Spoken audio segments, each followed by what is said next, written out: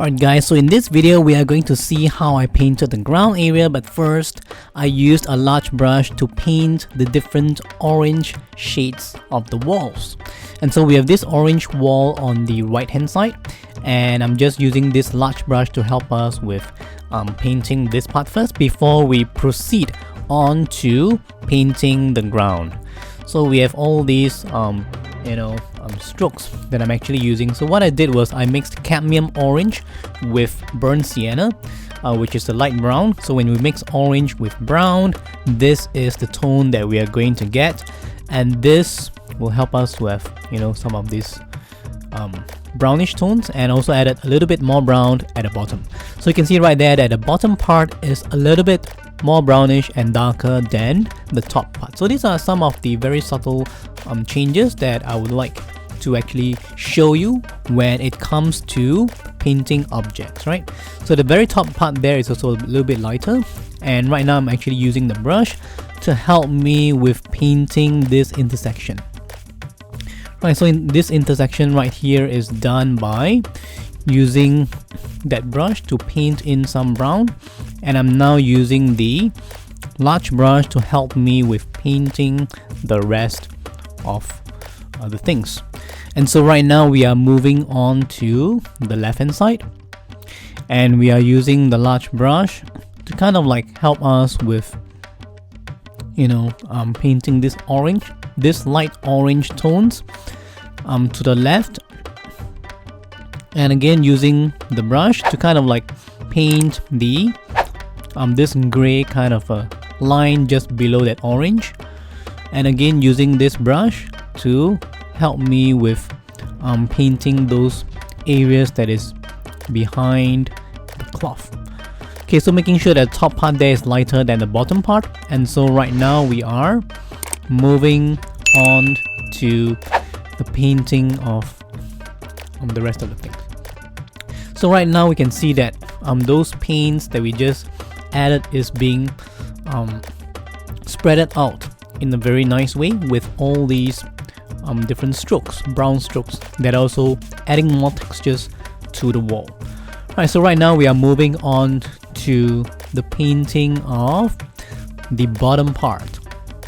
And so the bottom part right here is made up of this brown kind of tones, and these brown tones are being combined with the purple, so adding a little bit more brown tones there, and we have all these darker strokes, and these dark strokes actually combined very well with those purples, and so we have all these different things. So I use a dry brush to paint the stones. So using my small little brush, I'm actually painting all these different kinds of blacks and browns. And again, we are going to spend a little bit more time here exploring how I used all these different techniques to paint the ground area. Alright, so the thing is we need to have a dark color. So this dark color may not be black. It can be brown, it can be purple, it can be dark blue, it can be dark orange, it can be dark red. So all these darks will make the darks look richer, and when we have all these combined with this dry brush techniques which we are using to paint the textures of the ground, again we are able to make use of all these very nice kind of textures, this dry, very rustic kind of way to paint the watercolor. And when we combine that with the rest of the ground, that will really give us a lot of all these very subtle changes and all these very interesting transitions from one color zone to the next, and that is something that we want to achieve. Alright, so now I'm using this small brush right there to add a little bit more brown tones and a little bit more of those dark tones, and we are now trying to combine these dark tones with the browns, and that will really give us all these very nice kinds of changes.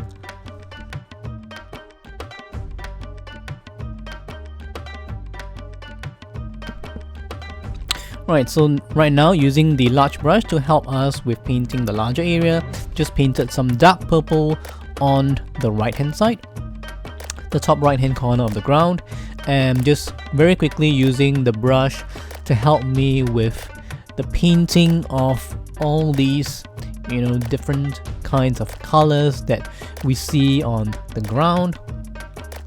And so we have a lot of these dark purples on the top right hand side there, and we are combining these dark tones with the rest of the browns, and this will actually help us to be able to combine all these different color zones together, and they are close to each other because they are both black in the dark zone. And so when we have paint in the dark zones, they connect very well with each other. So using that brush and using that color pencils, I'm just adding more details to the ground right there. I'm just using that color pencil to help me with more whites and more browns and all these different colors once the first layer is dry. So when the first layer is dry, we can add all these different details onto the ground, and that will help us to be able to depict all these different kinds of details and the textures, to enhance all these different textures.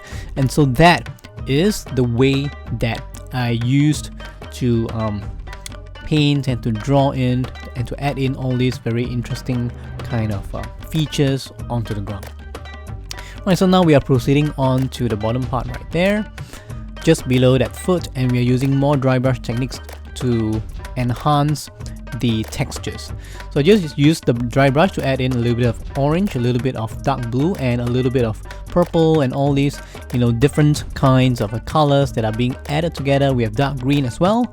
So when we add all these colors together using that dry brush, we can see this very dry and very like rock-like, and very this kind of a very rough textures on the ground. And so we have all these different things that are going on, and that will help us to achieve all this blending of the colors, color harmony, because just try to relate everything using that grays, all these subtle grays that act as transitions between all these different colors. And so we have all these different things that are going on, and that will really help us to be able to depict this ground area very well. Right, so using the brush, I'm just trying to paint some of the gray tones at the back, and we can see that when we go further up, is actually lighter. The colors are lighter as compared to those colors at the bottom, because we want to have this tonal change when we go from bottom to top as well. Right, so those colors just below that foot is darker because of the shadow being cast, and right now I'm just adding in more colors, okay, in between those feet. Okay, so we have this dark purples, we have some lighter colors, we have this light blues, we have this dark blues, and that will give us all these different colors that are being combined together. And so right now you can see that the ground is coming out with all these very vibrant colors, but they are being balanced together using those dark tones and using those gray colors that combine all these color zones together, right? So I'm very conscious of how I apply the colors, making sure that each color zone is being well connected and well linked with the next, using all these transition colors. So that is a very important concept that we will need to have when we use colors, because we don't want to just use it randomly. We want to be conscious that they are well linked and well balanced to each other. Right, so we are having all these different kinds of gray tones and dark tones, and all these gray and darks can really help us to have all these changes that will make the painting more interesting. Right, so I also added some blues and some yellows, and again toning them down so that they are able to relate to each other better, and also showing that there is some stuff on the ground. And I used different colors to paint the stones to enhance the vibrancy.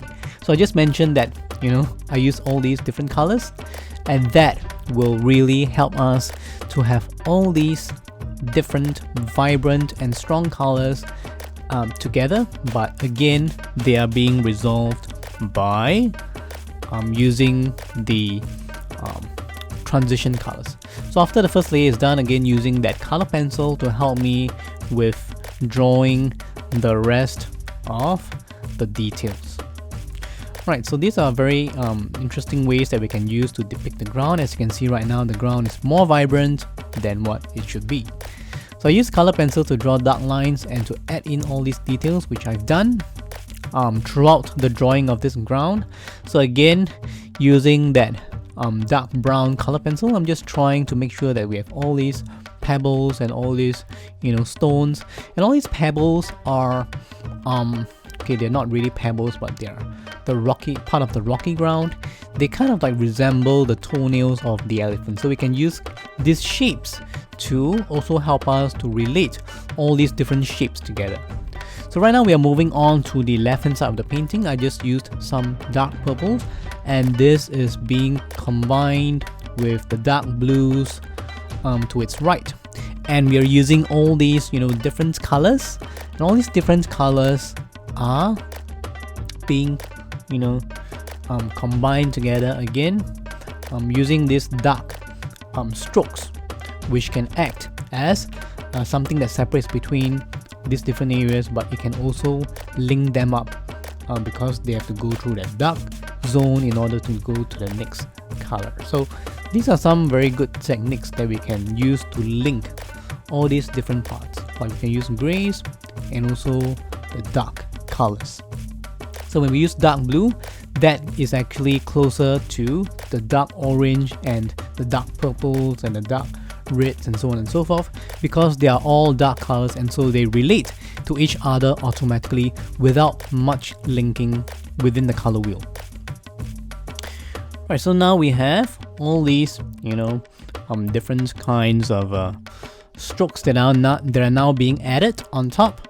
And using my brush, I'm just trying to add in a little bit more of those blues, which are connected with those grays. So again, using all these, you know, different kinds of colors, I'm adding more interesting colors to the ground. Right, so using my fingers, just trying to also smudge a little bit of that. And as we move towards the left hand side, we realize that the colors are actually getting lighter because now we are moving away from the shadow that is cast by the elephant, and we are now moving towards the sunlight. But this is still a shadow, as we'll see that later on. This part will be being shown as a shadow, and we have the other parts which are not the shadows, right? So we have all these lines that are used to separate all these different stones and rocks on the ground, and again using some rich colors like orange, yellow, some greenish blue, some light blues, and some purples, and all these different colors are now being combined together using that small brush when we actually added some dark tones in between all these different stones and all these different pebbles. Right, so we have these grays, we have all these blues, we have all these browns, and again these are very good ways to actually show, you know, this vibrant kind of colors that makes the ground kind of like pop out. And also it complements well with the elephant, which is mostly in gray tones, and so when we use all these different colors in gray, that will actually come out very nicely. So now we are moving on to the painting of this shadow. So right here, this shape, this main shape here is actually the shadow, and then we will move on to painting the lighter areas, right? So using light and dark tones, we can see that there's a contrast between the shadow areas and the light areas, those areas that are under the sunlight. Right, so that's what I'm doing right now. We can see that we are now moving on towards the sunlit areas. So this is because the sun is actually casting a shadow on that wall, which is actually cast also by the elephant, and it is cast to the left of the elephant. And right now this area is the sunlit area, and so it is of a much lighter tone, and this group of colors are different than the previous group of colors which belong to the darker kind of color zone. And right now we are using these lighter colors at the top of the color sphere, the color space.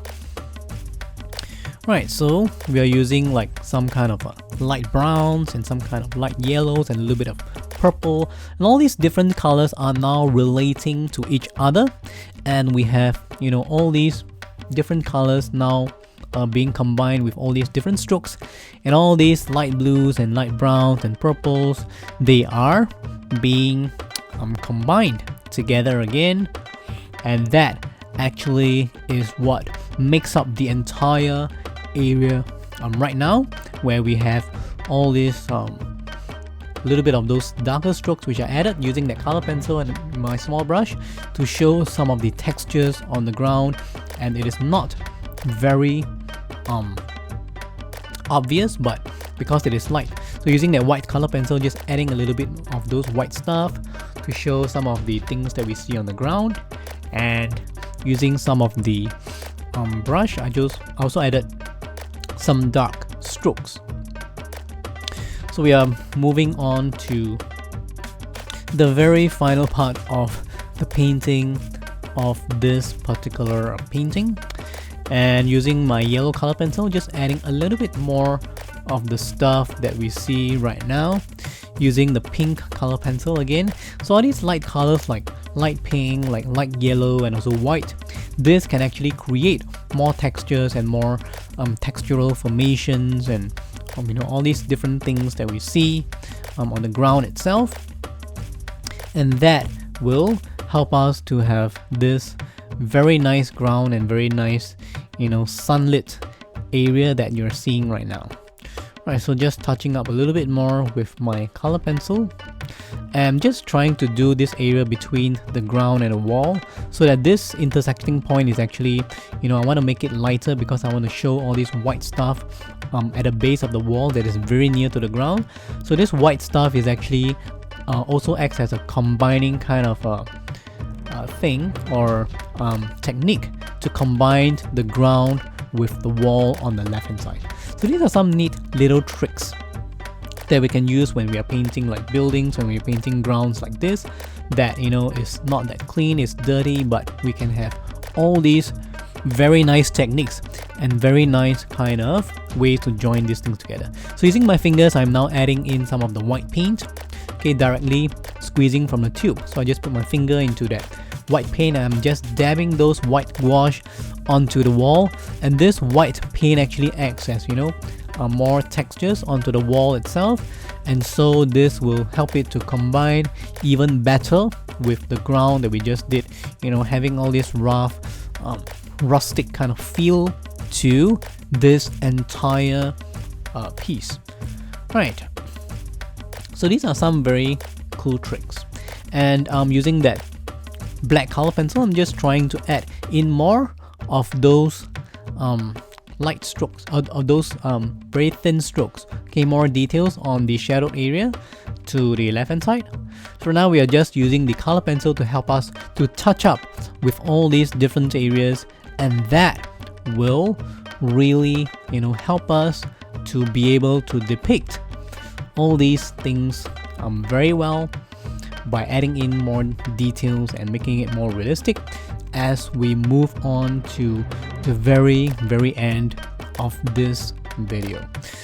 So again, using that dark brown, using various colors, color pencils, we are now just adding in more and more details in between those rocks and pebbles and stones, and that will actually enhance the entire texture of this painting. Right, so you can see the effects of these color pencils, you know, drawing lines and drawing strokes.